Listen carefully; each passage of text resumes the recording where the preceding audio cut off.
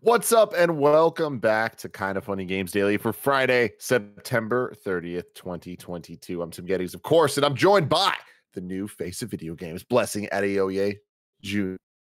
We are T-minus 14 days until the new studio. 2 weeks. I'm excited. I'm excited that you did a countdown to the new studio because I thought you were going to do a countdown to us seeing the new Mario movie trailer because we're going to hear Chris Pratt as Mario in less than a week. Blessing. How does that make you feel? It makes me feel nervous. I still have the conspiracy theory that I think Chris Pratt is going to be playing a regular dude who is then trapped in Mario's body, because that's still the only way I can make it make sense in my head, that they're casting all these big stars as opposed to like legitimate, not that they can't be legitimate voice actors, but like voice actors that are known for voice acting. I feel like that would still be the way to go about it. I just can't picture Chris Pratt doing a Mario Italian accent. That's the thing that gets me. And so I'm nervous about it. You gotta think harder.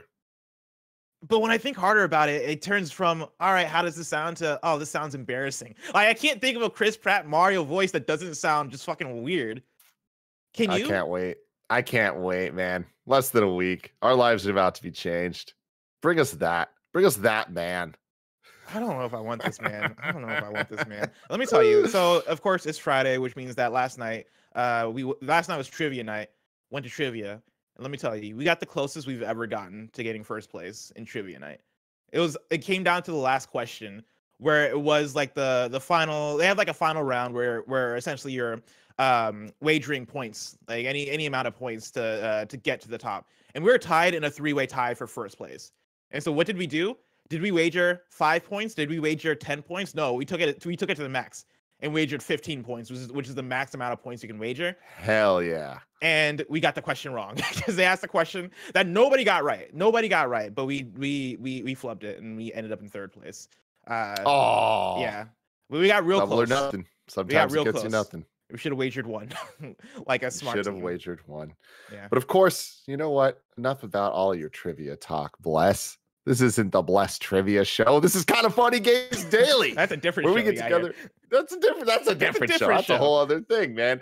Of course, you can get this show each and every day live on youtube.com/kindoffunnygames and twitch.tv/kindoffunnygames. That's right. Starting next Monday, we're going to be live in both places every single weekday for Games Daily and for the gameplay streams that happen each and every day as well. So that is extremely exciting. You can check that out if you would like. If you want to listen, though, you have to search your favorite podcast service for Kinda Funny Games Daily, and we'll be right there for you and your beautiful, beautiful listening ears. Remember, you can use Epic code Kinda Funny on all Epic Store and Epic in-game purchases like Rocket League and Fortnite to help support the channel. It doesn't cost you anything extra, but it helps us financially. So that's great. But if you do have dollars to toss our way, patreon.com/kindafunny or kindoffunnygames is where you want to go. Where bronze members or above get to write in, silver members or above get the show ad free. That's outdated. Patreon's changed starting next Monday. So check it out. You can go to patreon.com/kindoffunny to see all the changes right now. Some housekeeping for you. A new PS I Love You XOXO is up right now. Janet's gotten to play Crisis Core Final Fantasy VII Reunion. Tim Geddes could not be more jealous of her. She also got to play some other Square games and talked about it all with you beautiful boys. We also talked a lot about PS FIFA. I Love You. There was an extended FIFA segment on PS Love You. So if you want to hear me and Janet just nerd out about FIFA, and also AFC Richmond from Ted Lasso appearing in FIFA, and our thoughts on AFC Richmond from Ted Lasso appearing in FIFA, go check out that episode. It is a spirited discussion all about FIFA 23 and all the things we love about it, and maybe a few of the things that we wish are better about it. But yeah, if you like FIFA, this is the episode for you. This is the FIFA episode. Yeah, take the good, but take the bad. Thank you to our Patreon producer, Fargo Brady. Today we're brought to you by NZXT Canvas Gaming Monitors and Uplift, but we'll tell you all about that later. For now, let's begin with what is and forever will be the Roper Report. We have 5 stories today. A baker's dozen. Number 1 in the Roper Report, Google reportedly passed on a Stadia-exclusive follow-up to Death Stranding. This comes from George Yang at IGN. Hideo Kojima was reportedly working on a follow-up to Death Stranding that was meant to be an exclusive title for Google Stadia. However, It was apparently canceled due to its single-player nature. According to a report by 9 to 5 Google, the next Death Stranding, there's no word on whether it was a sequel, prequel, or spin-off, or related to an obscure movie from the late 90s to early 2000s, as Bless would like to make you think, would not have had the first game's collaborative and asynchronous multiplayer features, such as building bridges in your world that could show up in other players. This was reportedly the basis for Google's decision to cancel the game, as the company believed that a solo experience wouldn't sell very well. The game was reportedly in early development as Google greenlit the project, but when the company was shown mock-ups in 2020, the project was subsequently canceled. The final decision was reportedly made by Stadia general manager Phil Harrison. We've contacted Kojima Productions and Google for comment. Fascinating. What you think, Bless? I think the idea of not bringing it on because you don't think it's gonna sell, I think is it's interesting, right? Because like I feel like Kojima's at a point of his career and of his notoriety that he can make, I think, anything that is some level of quality and it's gonna sell well because he has the Kojima name attached to it. Like I think we're at that point of Kojima Productions, and that's why we get things like Death Stranding, right? And PlayStation were like, yo, make whatever you want because you're Kojima and we essentially trust you to make something that at least fans get excited for. It could be a thing that some fans are turned off by. It could be a thing that is weird that on paper doesn't work, but with that Kojima touch, yeah, like it's going to sell to an audience. So I think seeing Stadia, especially with the things that we have seen Stadia greenlit, or on the other hand, not greenlit, right? Like seeing Stadia not have output whatsoever in terms of first party exclusive stuff that excites the masses, I think that even pushes us further of, okay, so you didn't do the Death Stranding spin-off sequel, whatever this was going to be, but then you didn't do anything else either. Like, what was the vision here? Like, you shut down your first party studios, like a year or so ago. What was the first party vision? I think that's what this comes down to, is that Stadia didn't really have a good exclusive or first party vision in terms of this is what is bringing people to the platform. But yeah, I look at this and I get surprised that you will pass up on a Kojima thing. I would think the argument would more so be the price and like how much you're paying Kojima. Because on that hand, I can understand it. Because I imagine getting an exclusive Kojima game is probably expensive. And if they're like, oh no, it just costs too much for that, I do get that. I think that might make sense. But then being like, no, it being a single player thing, it being it not having those multiplayer elements to it that we know from Death Stranding, at least for the social elements of it, that I find weird, because those were the weird parts of that game, right? Like those were the parts that I'd say don't really work well on paper, that I think did work well in the final product. But in terms of a sellable, hey, sell this to a wide audience, I don't think that it's fine to have a Death Stranding thing be single player, especially if it is a different take on what Death Stranding was, right? If it is, here's the next iteration of Death Stranding, here's the next Kojima idea for this same IP that's going to take it to another level. I think it could make sense for a Death Stranding to not be multiplayer, but I am surprised to see that they would pass up on something like this. I feel like the knee-jerk reaction to this is just like, what the hell were they thinking? But I actually don't think that this is as wild of a choice as it might seem, because like Death Stranding sold very well for what it is, being a new IP, like 5 million units sold as of July 2021. So that's not even including the PS5 version, all that. This is just the PC and PS4 versions of it. But I think that the idea of where did Google Stadia go wrong, like there's a million different answers you can give. And one of them being, oh, they didn't have a strong first party identity. I think that is almost this weird like chicken and the egg type thing, where we look at game consoles, and if you're going to come into the console space and try to compete, you need to compete. Like you need to have things that people are going to look at and be like, oh, this is why I'm going to invest in yet another system. And I feel like that's kind of where Google went wrong from the jump. We talked about this yesterday, but their lack of subscription offering, their kind of inability to kind of see where the industry was at that moment, and they were kind of looking at the future, and I think they kind of made the wrong calls in terms of what they made their bets on. Like they had to just come out with the service that just worked and allowed people to play the games that they wanted to play streaming in the cloud, and instead they didn't do that, and they didn't offer the unique game experiences. So I think, having said that, they're not going to look at a follow-up that is in a different style than Death Stranding and be like, that's going to be our thing. That's the thing we're going to invest in. That's going to get people here like exclusively. Like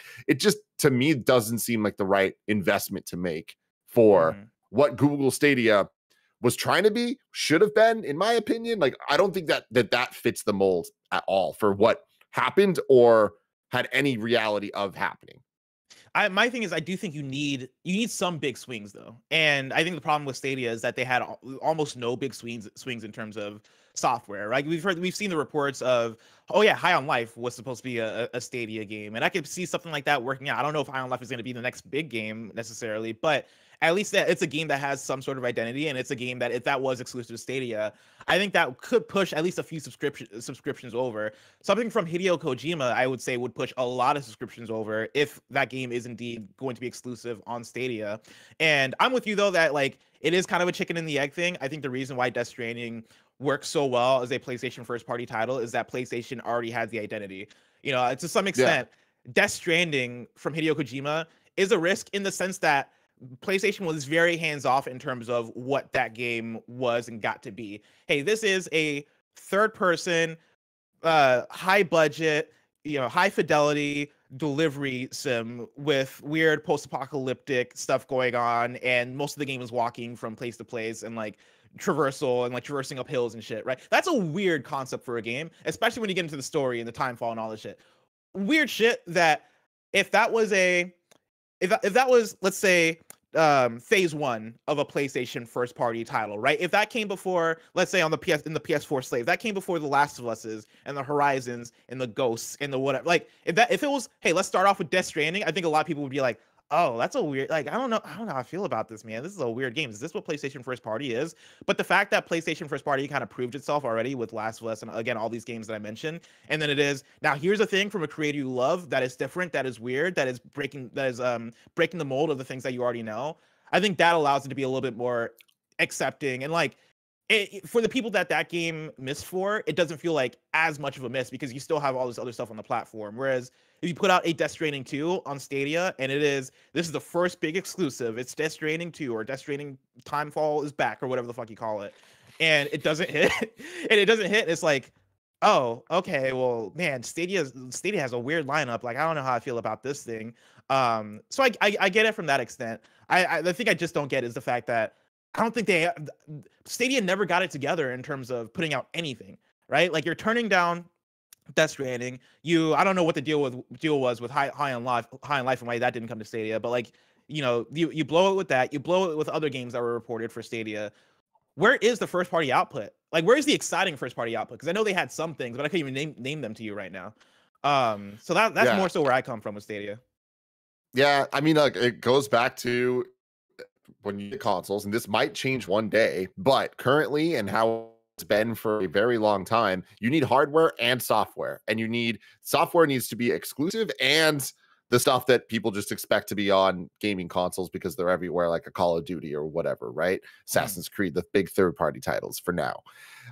So for Google, it's like they lacked that first party thing. They had the money, they had the ability to do all the other stuff, but they bungled it all. So it's like that's the bigger part, is they had nothing going for them in the two-part thing that you need to be able to succeed in the console race these days, when every other group has it and have had it for years and are just building on it. Like, it is the most trite thing to say at this point that like Xbox has been around long enough that it has a legacy. It has a suite of characters and IP that people love. And that used to only be true of Nintendo. And then all of a sudden it was also true for PlayStation. Now it is true for all three of them. And it is undeniably true for all three of them. And it's like, yeah, to jump into that and to be directly trying to compete with them and to miss that mark on the IP level, on the tech level, on the it just working level, on the install base level, like they messed it all up. So is there anything that a Death Stranding 2 or a Death Stranding spin-off game could do to get Tim Geddes in? Because I know Death Stranding, the original, wasn't necessarily your jam because of the kind of game it was. Yeah, not really. But I don't want it to be it, honestly. Like, I want them to just deliver more to that audience. Like, I think that it's awesome that auteur like Kojima can create different experiences that speak so loudly to me and so quietly for a different one, right? But that speaks so loudly to others. And I love that. Like, triple down on that and do more cool things in that world or in different worlds. And maybe I'll like the third thing, whatever it is. Like, I think it's cool, and not everything is for everybody, but that's kind of the beauty of art. Yeah. Yeah, I'm very much of the mind of I would like Kojima to do like a one for me, one for you type situation where it is, hey, Death Stranding was a thing that Kojima really wanted to make, and he made that because he believed in that idea, and it was different and it was weird. And to your point, not every game is going to be for everybody, but Death Stranding was for a group of people that speak loudly for it. Like, I loved it, right? But I know so many people that don't love it. I would love for Kojima's next game to be okay, here's one for you. Here's either just a third-person action game or a third-person stealth game with a dope-ass story that I know is going to speak loudly to the wide Kojima fan base, and then make a Death Stranding 2 or make another weird game with different mechanics or whatever. Like, if I can get Kojima making that doing that back and forth, I think that'd be the best case scenario, because I do like Death Stranding, even though for me, I'll put it up as like one of my favorite games of 2019 now, even though I played it all the way through in 2022. I do think that Kojima, if he wanted to, could make a game that speaks to everybody on that Game of the Year level, right? Like, I think Kojima could make here's another Metal Gear Solid type game that is going to be in everybody's conversation for a Game of the Year. I think he still has that I don't know in him. You don't think so? I'm not sure. Look, here's the thing. I think he has it in him. I'm not sure it's a guarantee, though. I'm not sure that that's a lock that like he could do that in the modern landscape. Him and his team could do that in this modern landscape of what games are and what his skill set is and where his education level and expertise in video game creation is these days. Like, I feel like he's not interested in making games that have that slam dunk, this is going to speak to the widest swath of people vision. I think he very much is like, I have something to say and I'm going to say it. And that's great. You know, it's just, I think that it's not necessarily you get one, I get one type situation, because I think that it's impossible. Even if we were to get one of what you're talking about, it's going to be weirder and wackier than what we're expecting even. And look at Metal Gear Solid 5, I think, as a good example, where it's like, that is Metal Gear, but it's also not Metal Gear. Yeah. You know what I mean? So For it's like, sure. I think the days of getting old school Metal Gear from Kojima, those are over. And I don't necessarily mean the IP specifically, but that type of game. Yeah. And while that makes me sad because I love that stuff, that's just the way that creators are sometimes. And that's, I do think you gotta support it. I do think the weirdness of Metal Gear Solid 5 is what takes it to that level for, I think, most people that played it. Because I know, again, Metal Gear Solid 5 is a weird one because there's a lot of story stuff in that game that I think most of the audience wish was done better and which was more fleshed out, and that game needed a chapter 3 and all that stuff. But when I think of the reasons why I love Metal Gear Solid 5, it is how fantastic the gameplay loop is, how good that game looks, and how good it presents, right? I did like a lot of the story and character stuff, but then also I think the weirdness does take another level. I think the weirdness of Kojima stuff is what oftentimes makes Kojima stuff special to people. And if Kojima is like, hey, I'm going to make another weird game, but this time, maybe just mechanically, it's going to be a little bit more traditional, I think that would go a long way. Because playing Death Stranding, again, like I was shocked when I got to scenes toward the end of that game, and there were certain performances that had me, that blew me away. I think it was Die Hardman that had like a specific scene where I was like, fuck, man, I can't believe that. Like, this is getting to me in this way. This is maybe one of the best performances I've seen in a video game possibly ever. But that was mixed with a lot of mechanics that spoke to people in different ways, a lot of weird shit, a lot of stuff that I think either went over people's heads or just didn't hit people, even if they understood it, right? If you were to like even keep that shit, right, but make a game that is a little bit more traditional in mechanics, I think that would go a long way into like the Game of the Year conversation, or like hey, this is a game that's worth playing for everybody conversation. I think he does have one of those in him. But yeah, I don't know if he has like a Metal Gear Solid 1 or 3, right? Like something that feels way more traditional, something that feels like anybody can get into it. But I do think he has something that's like, oh, everybody can love this, right? Like anybody can look at this and go, oh, this belongs in that like best game conversation of the year. I think he might still have some of those in him. God bless Kojima. You know, God bless him. You been listening to that podcast? Do some cool. Oh, what a great podcast! What a great show that is. I still gotta listen to the one What's that it called? went up yesterday. Brain Structure. Brain Structure. Yep. Brain Structure. Yeah, Brain Structure from Kojima. So dope. I love that he does it in Japanese and English. Well, not him, but like there's the dub version. It's just like, it's good for y'all. It's so good. Story number 2. Game devs and Stadia employees alike were blindsided by the sudden shutdown. This comes from Ethan Gatch at Kotaku. Few thought Google's troubled streaming service Stadia might ever become a dominant player in the gaming industry, but almost no one expected it to shut down so abruptly, including the company's own employees. Stadia VP Phil Harrison, fast becoming the Grim Reaper of new gaming initiatives, informed staff of the news around the same time everyone else was learning about it from a public blog post. Work they had been doing up until that very moment suddenly became irrelevant, while developers in the middle of porting their games to Stadia still have no idea what comes next. Quote, Tangle Tower was due to launch on Stadia in 2 days' time. And this article was the first I heard about it shutting down. This comes from Tom Vian, one half of Snipperclip studio SFB Games, tweeted yesterday. Other developers felt similarly sucker punched. We have a title coming out November 1st, replied Rebecca Heineman. Now we hear about this. Studios have partner managers at Stadia to help with the process of porting games, getting them certified, and any other issues that may come up during the collaboration. Many had spoken to their counterparts as recently as this week, and there was no hint that anything was awry. We'd signed a deal and had been working towards a release on Stadia and Stadia Pro for Arctic Awakening in 2023. Goldfire Studios founder James Simpson told Kotaku, we just had communication with our partner manager earlier in the week going through some next steps, so there was no indication that anything was changing. Really One reason developers probably received... Tim, you're getting really robotic and hitching a lot, and I think you're also on a little bit of a delay. Okay. Yeah. Here's what we're going to do. Bless, can you take it from here? I'm going to restart my internet. I'll be right back. I got it. Picking up from where Tim left off, one reason developers probably received no indication that they should stop working on Stadia projects was that even many employees at Stadia had no idea what was coming.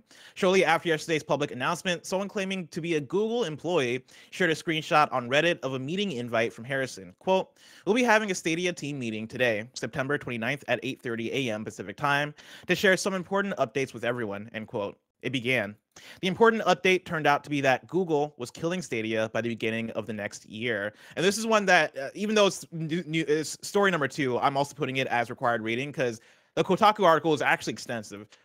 Ethan goes into a bunch of more examples of developers that were working on Stadia games, people that worked at Google working on Stadia being like, hey, yeah, and like I was talking to this person, I was getting ready to get my game off, and all of a sudden, boom, like I have like all this work that I put into this thing is now gone. And there are a lot of tweet examples of developers being like, oh shit. Even yesterday when we were reporting on it, right? Plus, like there, like later on in the episode out today, there was like a new game coming out on Stadia. Stadia, I imagine when I heard that, I was like, oh man, I can only think of like what the devs who are working on bringing games to those platforms are feeling right now. That's insane.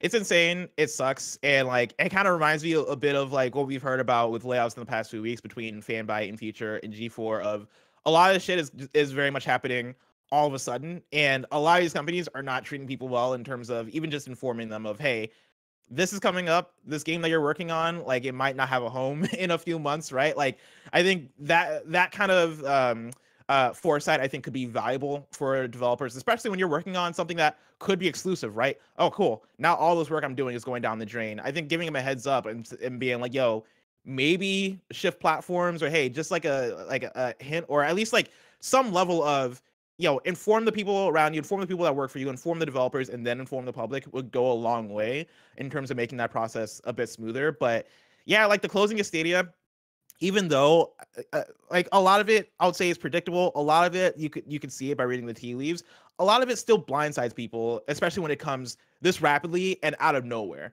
right? Like I think we all probably assume it's going to happen at some point, but I don't know if we all assume that it's going to happen today, right? Or I guess for this context, right? September 29th, 2022, that's when everything's going to go to shit, of learning that this platform's not going to exist in a few months. And so it sucks for the developers. I'm hoping that people are able to still be able to like shift platforms and still get those games out that they're working on, because it sucks to have all that work just disappear out of nowhere.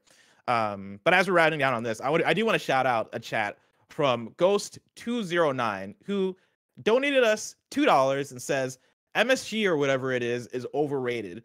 And usually I would ignore chats like that, people calling just shit overrated, especially things that we love. Yeah, like, MSG, I hate MSG, bro. Yeah, get the MSG out of here. Usually I don't give a fuck, But you gave us $2, and so I'll take it. If you want to complain, at least give us money while you're complaining. I appreciate it. I appreciate just it. this story reminds me of like the HBO Max stuff that we were talking about with like cartoons getting taken off the platform and stuff immediately, and the creators not really being given any heads up on it, and not really having a legitimate place to like show their art off and stuff. And it sucks and it's sad, and it again is a reminder of maybe this all digital future isn't as great for the creators as we would hope it would be. I've got to figure it out though, man. Like that's the problem, is like this shit's going to keep happening when it's like there needs to be investment from all angles, and that needs to be from every single team involved has to be looking at this with like a singular vision to move it forward. And then the teams around them all need to like believe in it. And that's why I think Xbox is having so much success, is they're doing exactly that. And they have the means, they have the different development teams already, even within their own ecosystem of being Microsoft allows them to move forward in a way that, going back to what I was saying earlier about Google, it's like they don't have the IP, so they need to start from square one, whereas Xbox has Xbox, or Microsoft has Xbox. They also have all these other things to help them allow their systems to work in place. Google has an incredible data centers and internet and all of that stuff. They got the infrastructure, but they're missing so much that's more. Not enough. Yeah. And it's like, taking such a big swing, it's like there wasn't enough people aligned on this. And when the audience excitement isn't there to back up this, it's like they just made the wrong bets with all of it. And it really sucks to see, because so many people are affected by this. So many people are blindsided, and so many more people are going to continue to be as these decisions continue to be made. And we see more and more things pop up. How many different companies are going to put out a handheld device? Oh, the Steam Deck did great. Cool. How many more are going to pop out now and then eventually get a ton of people without jobs? I mean, let's see where this Logitech handheld takes us. You know what I mean? Even though I don't know if that's going to put people out of work, but yeah, I think we're going to see more of those. And I'm curious to see where that goes. My question is, I know this is a little bit off topic, but on that point, do you think we get handhelds from Xbox or Sony? I've been seeing people on Twitter start that conversation up a little bit, and I think it's an interesting conversation, especially from the Sony side, given that we got the Vita, and the Vita did not have a great end of its life, right? PlayStation abandoned that thing pretty quickly. Do you think now, after the Steam Deck, there's a possibility we could get the return of the Vita? The Vita I would honestly be shocked. And like the industry has shocked me many times, especially recently with news that I never expected to ever happen. But I just don't think, like, again, talking about everything I've been saying today of just like look around what's happening and like making the right calls of where the future is going to be. I don't think the answer for Microsoft or PlayStation is a dedicated handheld device. I think Xbox is in an interesting place because they've done so many of the other things correctly and are building their cloud infrastructure that if eventually they offered a like more dedicated handheld way to play those games, I wouldn't be surprised by that because everything else is already there. But at the same time, why would they need to do that when they themselves are already pushing and partnering with 8BitDo and shit for phone holders that you put an Xbox controller and then you're able to play on xCloud? That is your handheld device. And they know that the majority of people out there have smartphones that are able of doing that. And if they don't, those people aren't going to be in the market for a handheld Xbox device. I mean, I think the argument would be if you're able to play your games natively, right? It's not like a cloud streaming device. It is hey, download your Xbox games. You have a terabyte of memory on this thing. It's bringing it as another extension of the Xbox Series X and the Xbox Series S, right? It's the Xbox Series P, where you are, maybe not P because that might have a connotation, but like you make a portable Xbox Series device that is pretty much like the Steam Deck, where you are downloading the games, playing them natively, and the games, like, you go hard in terms of give it a nice screen, right? Give it good resolution, give it OLED, put all the bells and whistles in there to like make this thing pop as this is a nice piece of hardware that you're holding. And it is you playing your games natively, right? Not just Xbox Game Pass, even though I'm sure that would be the push, but also give it like the Xbox Store, give it the same Xbox UI that you have on your Series X. I do think that there's something there. I don't know if we'll see that soon. I think that might be a far off future when Xbox is a bit more comfortable with everything else it's doing, because I think that would be a more like, it's a device for the people that have the money to spend on it, right? Like this is more of a fan device, right? This is something that you want because you are in the Xbox Elite ecosystem. Series 2 type shit. Yeah, or yeah. Elite Like I think controller in general.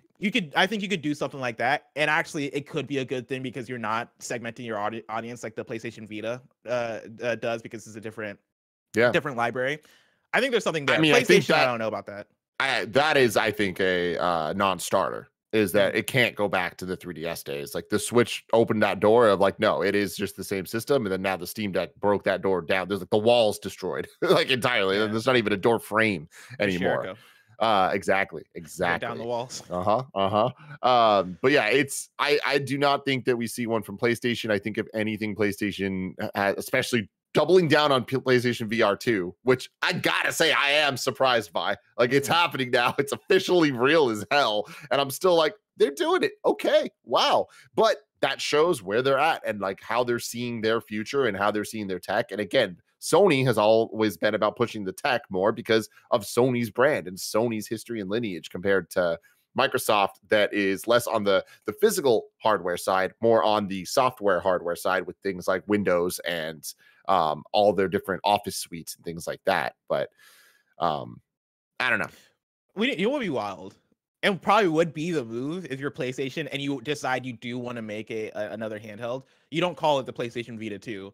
I think you call it You call it the PlayStation Portable 2, and have it be Vita Erasure and piss off the Greg Millers of the world and the Meads of the world, because I did love my Vita.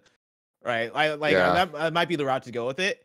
And honestly, if that happens, I'm picking up my pitchfork and torch, and me and Greg are marching up to PlayStation and be like, yo, acknowledge the Vita. Acknowledge the Vita. Acknowledge the Vita. We might do that.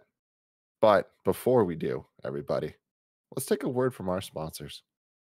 Shout out to NZXT Canvas gaming monitors. We are huge fans of NZXT here at Kind of Funny. And I got to say, these monitors, they're Andy Cortez approved, Kevin Coelho approved, and Tim Geddes approved because of their sweet 1440p resolution with 165 hertz refresh rate and 1 millisecond response. Hits that sweet spot for gamers due to the balance of picture and performance. They're available in 27-inch and 32-inch curved displays, variable refresh rate support for all of the major GPUs. They provide an excellent gaming experience for any game genre. You can get the monitor just alone, you can get it with a stand, or you can get it with some pretty cool mounts. There's built-in software support with NZXT Cam that lets you control all your monitor settings directly on your PC. No need to mess with the clunky hardware menus to lock in your desired settings. They thought of it all. It's sold exclusively on nzxt.com. You can learn more about the NZXT Canvas gaming monitors at nzxt.co/kindafunny. That's nzxt.co/kindafunny. Shout out to Uplift for sponsoring this episode.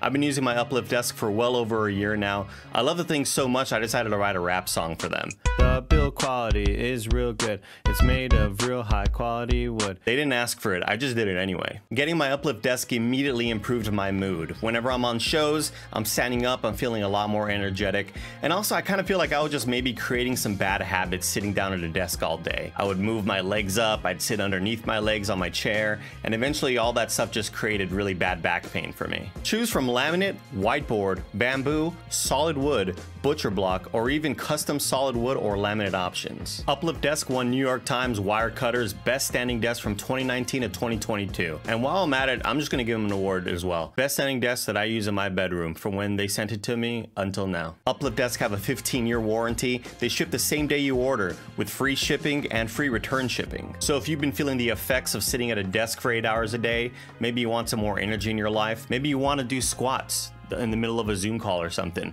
uplift your life. Go to kindafunny.com/uplift. Story number 3. God of War's PC port studio says it's working with Sony on a flagship live service game. This comes from Tom Ivan at VGC. The studio behind the PC version of God of War has said it's working with Sony on a flagship live service game. Vancouver's Canada-based Jetpack Interactive is also still working on the God of War series, it's claimed, perhaps suggesting that plans are in motion to bring the upcoming PlayStation sequel God of War Ragnarok to PC sooner rather than later. Jetpack, which bills itself as a small and nimble team, is currently looking to hire programmers for work on the upcoming live service game. We're excited to embark on a new live service title with Sony, and we're ready to launch, it said in a LinkedIn post this month. If you're an experienced game developer and want to join our team to ship a AAA title, reach out. Elsewhere, the studio said it's currently working directly with Sony to develop one of its flagship IPs within its much anticipated live service games portfolio. Well, it's an interesting thing. We're going to have to talk about it in a second. Yeah. PlayStation currently only has one live service game, MLB The Show 2022, but said in May that it's planning to have 12 live service games in the market during its fiscal year ending March 2026. Jetpack previously made the PS4 port of Orcs Must Die Unchained, provided engineering support for the PC version of Dark Souls, and offered various support services for EA's NBA Live franchise. Interesting, Bless. We've talked a lot about these live service games. Where do you want to start? There's a lot of interesting tidbits here. I do find it interesting that they refer it as PlayStation's, what was it, live service portfolio. Like that, I think that helps frame the way that like PlayStation is probably talking to their teams about it, right? And how they're thinking about it, right? It's not just, hey, here are live service games that are games that sit alongside God of War and Horizon, right? Hey, no, we are working on a portfolio of live service games, which lines up with how we've talked about it so far, especially coming off of the Bungie acquisition at the top of the year, which is, oh, why is PlayStation acquiring Bungie? It's not just for Destiny. It is also to get Bungie's expertise, right, and have Bungie work alongside all these other studios that are working on these live service games. So I think the doubling down of, hey, this is a portfolio that we're working on, I think that's fascinating. I think what's also interesting is like, what is this, them making their own game? Right? Like, is Jetpack Interactive making a new live service IP that is entirely them? Or is this them working on something else that another developer is working on? Is this them working with Naughty Dog to bring Last of Us Factions to PC while it's simultaneously launching on console? Like, is that what this is? Yeah. Probably. Which is cool, right? Because I think that would then mean, like, hey, maybe you're looking forward to simultaneous launch on PC and consoles, which would be great for live service games. I think that's the way you want to do it. Absolutely. And especially when you look at it now, it's like, what is their one live service game? MLB The Show, which currently is the one Sony game that is on other consoles as well. Yep. It is interesting, you know? So it's like, I bet that you're right. They are going to try to work, especially with the team that's proven that they can already do this, to help create games and different experiences that can be live service played on PC and PlayStation in as many places as possible for as long as possible, because that is how they monetize live service games, right? So that makes sense to me for sure. And then working on God of War Ragnarok coming to PC sooner rather than later, not a surprise either, right? Like, I think that kind of adds up to the cadence at which they've been releasing these games. Again, I've been completely surprised, going back to a couple stories ago, saying that I would be shocked if we saw a handheld from Xbox or PlayStation. I am completely shocked. We're seeing pretty much every major PlayStation game on PC. And sure, some of them are now a decade old, but we're getting to the point that we're getting games coming out on PC that are 3 years old, like not that long ago, right? And the fact that we're getting Spider-Man and Miles Morales, that's a year. It's 2 years. 2 years, yeah. Time's flying by. Time is flying by. Well, yeah, Sackboy coming out next month, right? That's going to be almost, I guess, 2 years to the day of that game coming out originally. Yeah. And yeah, it's happening more rapidly. Returnal coming out probably soon, based on how much this thing is leaking, right? The Returnal came out literally last year, right? Last spring was that game. So we're talking about a year and a half in that case. You know, it's getting closer and closer. I wouldn't be surprised if God of War Ragnarok, maybe 1 year after that game comes out, maybe we see it on PC. And I think a lot of this is gearing up for what this live service portfolio is going to end up being, which is, I imagine, if we're, again, going back to reading tea leaves, we've been reading a lot of tea leaves this week, right? Tea leaves is a recurring thing this week. If we're reading the tea leaves of this PlayStation push, and also the leaks and reports we've seen about a PlayStation PC launcher, I think it all lines up together, where it is, hey, we have these live service titles that you are accessing by going to the PlayStation PC launcher, and then hopefully like Steam and other stuff if they're smart about it, because I don't want it to be an exclusive thing. But it is you going to the PC launcher, it being the central place where you're connecting to maybe have cross save progression between PC and console for a lot of these live service games. Also have trophy progression via PC and console, and do all this stuff together in a way that would make sense. I think that would be a phenomenal way to do it. Because, of course, again, as PlayStation, you want to have your games everywhere. You want to have your live service games in as many places that make sense as possible. And I think for them, it would be PlayStation and PC. You want as many people to play together as possible, right? So you want to have that cross play and cross progression and all that stuff. It all just lines up. I think it all lines up. And honestly, it gets me excited. Like, I can't wait to see this stuff start rolling out. Because I think it's going to give us a clear vision of how PlayStation sees their future, right? At least the rest of this console cycle, because I think this might be the defining thing of the PS5 generation once we really get into it. So yeah, I'm excited for this stuff to just start rolling out. 12 live service titles is a lot. That's the only other thing I'll say. I mean, it is. And like, at what point, like, what? It's such a weird thing because like it's Sony talking about their live service portfolio. A portfolio doesn't mean that every single game is going to be exactly the same, even if it's in a vertical. Like, I wonder how they refer to their other titles, right? Like, outside of their live service portfolio, do they think of it as like a first-person shooter portfolio, or is it multiplayer, single player? Like, what are the buckets that they use? I would imagine that the bucket is prestige, like PlayStation prestige. I don't know if they're saying prestige, but in what we think of as prestige games, right? Horizon, God of War, Uncharted, maybe Days Gone. I think that is one bucket right there. And I think there's probably another bucket that is like the Sackboys of the world. I hate to put Sackboy and Destruction All Stars in the same sentence, but like Destruction All Stars of the world, right? Like, those games are used as almost those filler titles or those in between titles to give your audience like a portfolio to hop into, right? But something that might not be the tentpole. This is what you're getting hyped for this year. Spider-Man. I think that stuff counts as one thing. And now, the live service stuff is going to come in and kind of count as a new thing. Yeah.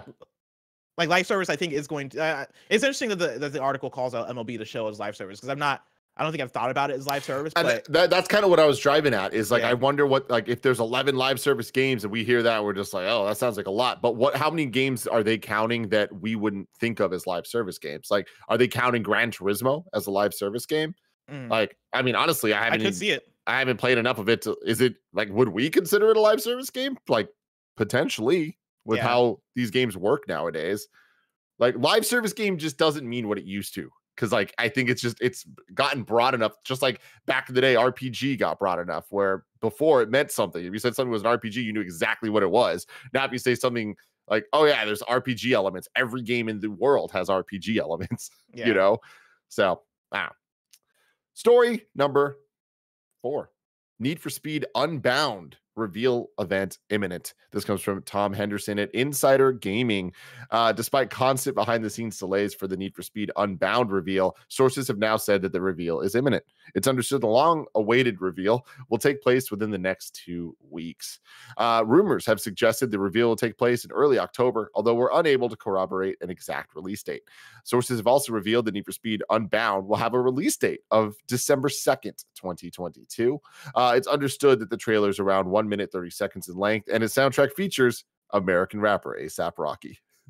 Need for Speed Unbound has been a hot topic of discussion following leaks of the game showing that the title will incorporate anime elements within the title. Fire, smoke, flames, etc. will all appear from the car as you drift, jump, and crash. Bless. They're speaking my gimmicky ass language, baby. I'm glad you're into it, because I saw that and I'm like, that sounds tacky as hell. It sounds horrible. I fucking love it, dude. This game coming out of nowhere, coming out within a couple of months, and they're at an anime fire. Let's do it. As reported by Xputer earlier in the year, it's understood that Need for Speed Unbound will be very multiplayer focused and feature meetups. Well, you lost me. Meetups will allow people to race against one another in different locations around the map. In addition, it's been said that Need for Speed Unbound will feature a unique map that's completely unique to the Need for Speed franchise. Cool. Congratulations, guys. Yeah. Like, wow. I think chat makes a good point of like, are they going to have waifus now? And if that's the case, Blessing is 100% going to play this game. Why does everybody think I love waifu? Bird's the one who's played Persona 5-6 times. You're the one. Listen. You're the one who likes more anime stuff than I do, man. I'm just saying. You put in hundreds of hours of Genshin Impact. That game is literally waifu the game. First of all, I put in 40 hours into Genshin Impact, and I didn't play it for the waifus. I didn't spend a dime. I didn't spend a dime on Genshin Impact. I was there for the Breath of the Wild like experience, and let me tell you, I got that and then I dipped. I was like, all right, cool. This thing it just keeps going. It just has more quests. Nier Automata, though, let me tell you about waifus. You know what I mean? Oh man, love that game. I love how you get upset when we accuse you, and then you're just like, you lean into it. It's my brand. That's what I do at this point. No, not at all. Originally, it was understood the title was going to be revealed in July, then August, then September. No official reason's been given why the constant setbacks, but the reveal event date is now on the horizon. Forza Horizon. I saw that. I was like, are they making a joke there? Are they making a bit? Are they doing a thing? Here's my thing. Because I think this is a good report. This is an interesting league. You know, I don't know how much we care deeply about Need for Speed here. At least the modern Need for Speed games. Like if you go back to Underground or like Hot Pursuit on PS2, then I'm with you. But like, it's the fact that in this leak, right, or in this report, they talk about it is understood that the trailer is around 1 minute and 30 seconds in length, and its soundtrack features American rapper A$AP Rocky. That wasn't put in there for any reason but to flex that you have this leak. Because who gives a fuck about how long the trailer is and that A$AP Rocky's in it? I mean, that's the thing that they're proving that the more detail, you know that a leak in olden times, you knew it was real when there was one random thing that's like, that's just too odd and too random to be fake, right? People nowadays are onto it. It's easy to fake because you throw in that one random thing. This is that one random thing where you're just like, that is oddly specific. But I believe it. I think for something like this is just the type of shit they had that info, and so they ran with it. They're like, why not? Like, we're reporting on the game, but also just throw in there that A$AP Rocky's in the music, just so they know what we got. We know everything about this. Yeah, gotta love it. This is interesting. I'm excited to see what it looks like, but it's not really instilling much faith in me that this seems to be the rollout plan for this game. Like, it's about to do a Beyonce surprise drop. Absolutely. It makes me wonder like what their fear is. Like, why haven't we seen this game before if it's coming out in December? It's a Need for Speed game. It feels like Need for Speed games have just been popping up out of nowhere constantly without like enough love being put into them. Like Need for Speed can come back. I believe it. But for it to come back, it needs to really kind of like look within, decide what does a Need for Speed game need to be in 2023 and beyond, right? Mm-hmm. What type of experience actually makes sense? Everything they're saying here doesn't sound like it to me. In a world where Forza Horizon 5 is available on Xbox Game Pass. I booted up Need for Speed Heat recently because it was included in PS Plus, and I've heard people talk good things about Need for Speed Heat. And so I was like, all right, let me give it a shot. And I booted it up probably a few weeks ago at this point.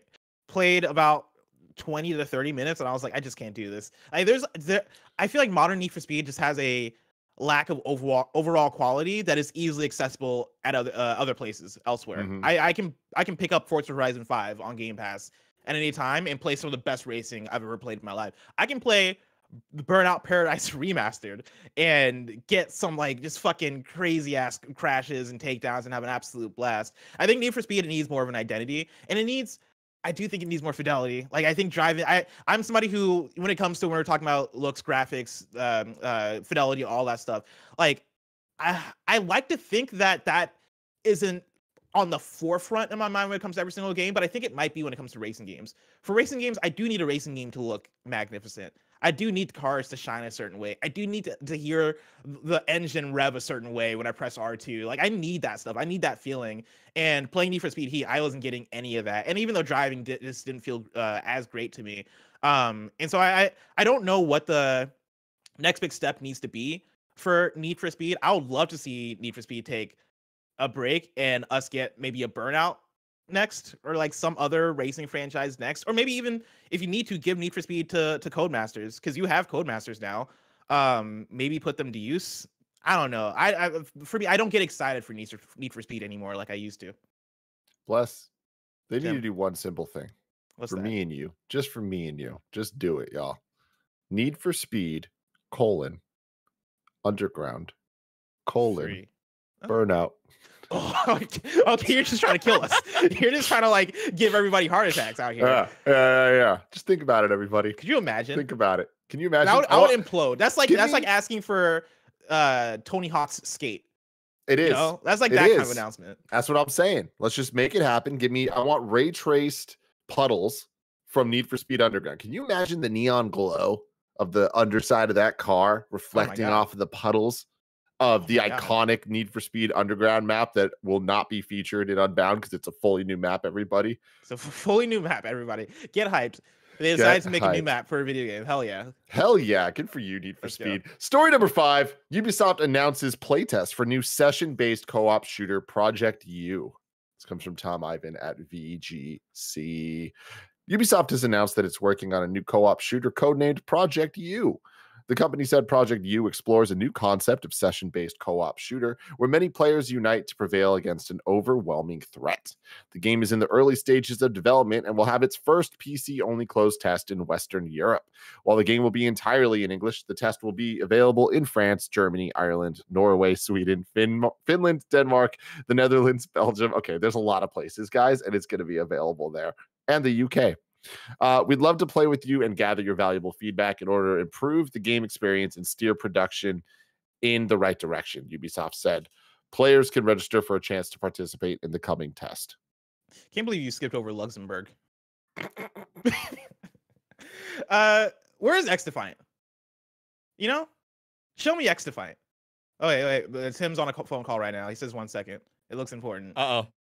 What's happening? He's having those business calls, Blessing. You got a business call? He's got a business call from someone important. He's muted his mic. Oh, I guess this isn't a bit. He's talking to somebody Maybe off it's camera. He's talking to. It looks like he's talking to Gia.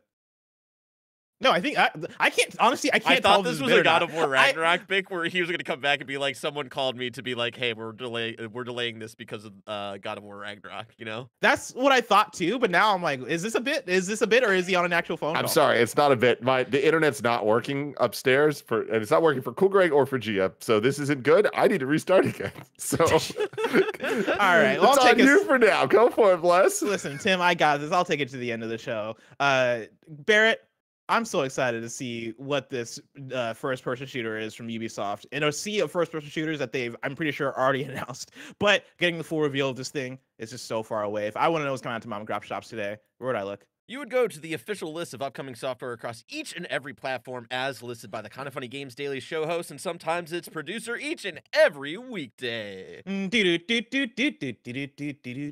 Yeah.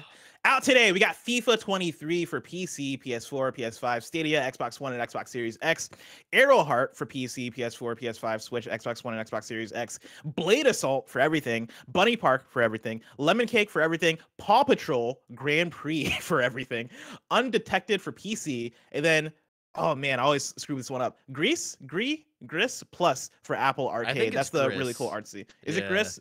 That's a really cool 2D platformer, artsy-looking game that I think came from Annapurna. Apparently, it's getting a plus version for Apple Arcade. Which, have video games gone too far, Barrett? Because, like... just like getting, like, updates and stuff like that, and, like, putting out... it's the fact that Gris is, like, this really cool, like, really artistic, beautiful, gorgeous game, and they're like, now let's put out a version called Gris Plus that I'm sure just has, like, fucking updates or whatever. Yeah. But it's, like... Imagine, I don't know, man. Imagine if they made Citizen Kane Ultimate Edition.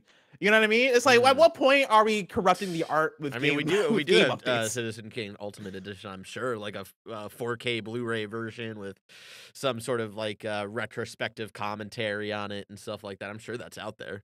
If I boot up Gris Plus and it has apparently like it's a pronounced score attack, Gree, says OMGesus, which I don't believe him. I don't believe OMGesus here. Also, I put in a poll in the chat, says who's more weeb trash, and you were winning for a good amount of time, and then some weirdos came out of the woodwork and made me win. So I won that poll. Weirdos being 45%.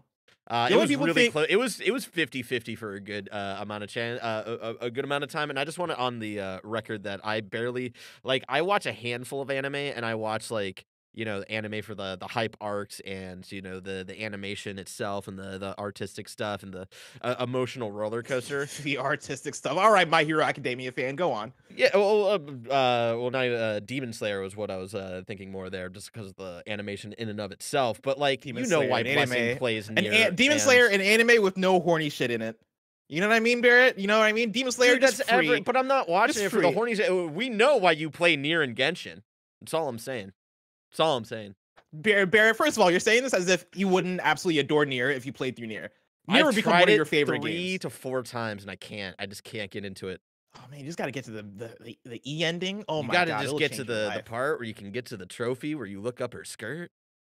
Hey, I don't have that. The people in chat were trying to claim that I have that trophy. I don't have that trophy. And also, how much do we give too much power to Greg Miller? Because the only reason people have this perception that I'm a fucking this anime pervert is because Greg Miller made a meme and you all just go with him. Listen, are we not all tired of this man? Of the power that we give this man? We can take the power back. So you're saying that he's pitting us against each other, and we should really just rise up together as the Weeb Kings and overthrow him. I'm saying I think Greg Miller is deflecting. Because think about the games that Greg Miller plays. Greg Miller, I remember listening to a podcast where Greg Miller talked about a game called Galgun, where I believe you would shoot these girls and you would give them orgasms. Yeah. I'm pretty sure that's what Galgun was, and Greg Miller played that shit. That wasn't me out there. I don't play games like that. I don't think Barrett plays games like that, at least in public. Like yeah, no. Yeah. Greg Miller plays those games. I'm sure he plays a lot more perverted shit for the Platinum. So keep that in mind, chat. I need y'all to keep that in mind as I go to deal of the day for you. The next free Epic Game Store titles have been announced. You're getting Rising Hell and Slain Back from Hell. Those will be available to claim on Epic's PC Marketplace from October 6th through October 13th. Now it's time to squad up. Soul Blaster 59 wrote in with the squad up and says, "Hello, KFGD. Long time listener, first time writer. As I was looking at PS Plus last month, I saw Division 1 was free. I downloaded it and loved it. Knowing Division 2 was still being supported, I bought that and am currently enjoying myself taking back DC. I am looking for any agents who would come help a newcomer have as much fun as possible. Also, I was trying to join the KF clan for a few days and haven't heard anything back. Please help. If you want to help out Soul Blaster 59, you can add them with on PS4 with the username Soul Blaster 59. That is PlayStation 4 username Soul Blaster 59. Nano brings up awesome. Go play Division 2. Going back, Nano brings up a good point in chat. Like, how do we know that you aren't playing Galgun in your free time because you hide your trophy list? Still to this day. Why would I play Galgun in my free time? Because I hide my trophy list. You know, like Greg Miller is playing those games because his trophy list is public. He wants you to see the fact that he's playing these perverted video games and getting the platinums in it. The fact that I hide my trophy list means that I'm not wasting my time getting these useless platinums that Greg Miller is. Half those platinums are for games. Well, it's not that you're trying to get a platinum in those kind of games, but you just don't want it publicly known that you're just playing them for fun and popping those trophies. Prove it. This is another chicken in the egg situation. Is like, why would I play those video games? Because I don't care about platinums. Greg Miller cares about platinums. That is why he plays those video games. I see what you're doing here, Bless. The chicken or Greg? I see what you're doing here, buddy. It's not a good argument. It's a bad faith. It's a great argument. It's a great argument. Listen, I just don't care. Is the thing. I don't care about these useless platinums. I'm not out here playing. What was it, Platty Bird and Pretty Bird? What do you think they're doing in Pretty Bird? This is deflection, Blessing. It's deflection. Let me tell you. Now it's time for kindoffunny.com. You're wrong. Where you write in, let us know what we got wrong, as we got it wrong, so we can correct it for those watching later on YouTube and listening later on podcast services around the globe. Krezik says the 9 to 5 Google story about the Kojima game was not about a Death Stranding sequel. The phrase follow-up just meant the next game he made after Death Stranding. Oh, okay. So it's not like a Death Stranding related game, apparently. Should we have Roger change the thumbnail, maybe? Probably. Okay. Probably. I'll get on that in a second. Nano says Stadia had 2 first-party studios, but they got shut down in February 2021. Cool. I don't think we're wrong about that, but I guess that is clarification. Gordon Ramsay writes in about MSG. The MSG thing doesn't need it. You're wrong, because that was just a joke. That was just a bit. Tim, this comes from Cheese. Tim mentioned that Sony's only live service game is MLB The Show. Gran Turismo 7. Oh, yeah, we talked about that. That's not a you're wrong. We talked about that. I think he said MLB The Show is the only live service game on multiple platforms. Yeah. Is what he was saying. Yeah. Because that's on Switch and Xbox now as well. Gran Turismo 7. Oh, wait, that's the same thing. Let's see. Bob says it's pronounced Grease. Nano says it's pronounced Grease. No one knows how to pronounce this fucking game name, and they haven't since 2018. It's been 4 years. Let's just move on. Nano says, bless. How would we know you don't play those games? You hide your trophy. Listen, everybody. All right? Stop giving Greg Miller power. Don't do it. The reason why you care about my trophy list is not because you care about my trophies. It's because Greg Miller makes you guys care about my trophies. He keeps talking about him to deflect off the fact that he's playing perverted video games. He wants you to keep the focus on me and my shit that I got But going we're just on. wondering, When he like, has maybe his you garbage. hide your trophies to also not publicly Barrett, admit you're that giving you're playing those into perverted Greg. games. I'm just You're saying. giving in Top to shelf Greg pervert. Barrett. And then some jabroni here wrote that Greece is pronounced Greece. All right, so it's definitively Greece according to you wrong. No, the developers said it was GRIS. God damn it, Tim, we made it. We made it. Clarified it. Next week's host for Kind of Funny Games Daily go like this. On Monday, you're getting Greg and me. On Tuesday, you're getting Greg the pervert and me. Wednesday, you're getting me. You're getting me and Greg, a man who plays Galgun for fun. On Thursday, you're getting me and Tim. Then on Friday, you're getting Tim and me. That's right. We're back at it like a bad habit. If you're watching this live on YouTube right now, over on Twitch after this is nothing. We're not doing a stream after this because we got some fun stuff that we're doing at Kind of Funny internally. We're getting ready. We're gearing up for a fun studio launch. And so we're taking the rest of this Friday. We're preparing the studio, making it as dope and hype as possible, and maybe cleaning it because it needs to be vacuumed. It needs a lot of cleaning to be shown off to everybody. But if you guys want more Kind of Funny content today, patreon.com/kindoffunny supporters, you're going to get Rogue One in review live in just 30 minutes with me, Barrett, Sage, and Carboni. I can't wait to talk about this movie, especially with Sage. It's going to be so fun. Now, is it live? On Patreon. Oh, on Patreon. Gotcha. Cool. Patreon.com. So it's Kind of Funny or Kind of Funny Games. Doesn't matter because you get the same content on both now. Isn't that right? That's right, baby. Let's go. Yeah. Remember, this has been Kind of Funny Games Daily, each and every weekday live right here on youtube.com/kindoffunnygames. And starting next week, also twitch.tv/kindoffunnygames. We run you through the nerdy news you need to know about. We have a Patreon post show, the final KFGD post show for those that are subbed at the silver level of patreon.com/kindoffunnygames. Before, of course, next week, Shitlist is becoming its own show on Patreon that you can get by supporting at the $25 level. So get hyped for that. But yeah, today we're doing the final post show. So tune in. We'll bust open the champagne. I got champagne in the kitchen I can get for this one, Tim, if you want me to. It's unopened. And so we can turn it into a party. I don't know. Is this the final? I'll be here with my Pamplemousse LaCroix. Is this our final post show ever? No. For now? No? Yes, it is. I think it is. Yeah. And we got a fun shit list for you for this post show. I love it. Now, I will say, Bless, you might want to hold the champagne for later because me and you got a wild night ahead of us. We do got a wild night ahead of us. Y'all, we're seeing Lupe Fiasco perform the cool front to back. Are you kidding me? Let's go. Dude, Paris, Tokyo, Superstar, come Dumb It Down. Hip Hop saved my life. Let's go. It's going to be such a fun time. But of course, this has been KFGD. This hasn't been the Lupe concert. Me and Tim will do that later. Until next time, it's been our pleasure to serve you Game Daily.